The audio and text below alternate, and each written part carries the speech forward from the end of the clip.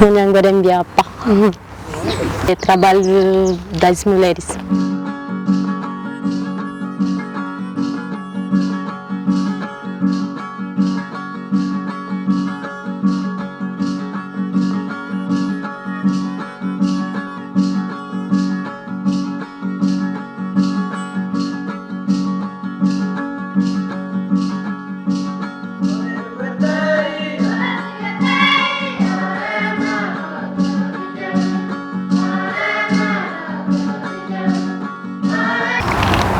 Meu nome é Nara, em Guarani é Uamini, e eu trabalho com artesanato também, e as miçangas, de Covid. Na verdade eu comecei a trabalhar mais, eu trabalho mais com a miçanga mesmo, e a cestinha. Com as miçangas comecei trabalhar, comecei a fazer com 9 anos. Na verdade eu aprendi sozinho, não aprendi com ninguém. Aí a cestinha eu aprendi com a minha mãe, com apenas 12 anos. Tentei perguntava para minha mãe se eu podia fazer, que eu perguntei se ela podia me ensinar, mas ela falava, né? Se quiser aprender, aprende sozinho. Aí eu comecei a fazer essa parte, que foi difícil para mim antes. Mas depois eu comecei a fazer sozinho, ponhando a palha. Aí quando eu fiz toda essa parte, aí ficou mais difícil na hora de levantar.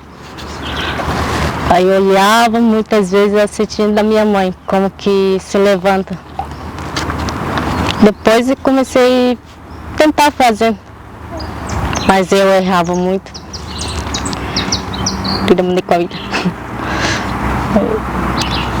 Depois acho que levei durante 7 dias para aprender a levantar a cestinha.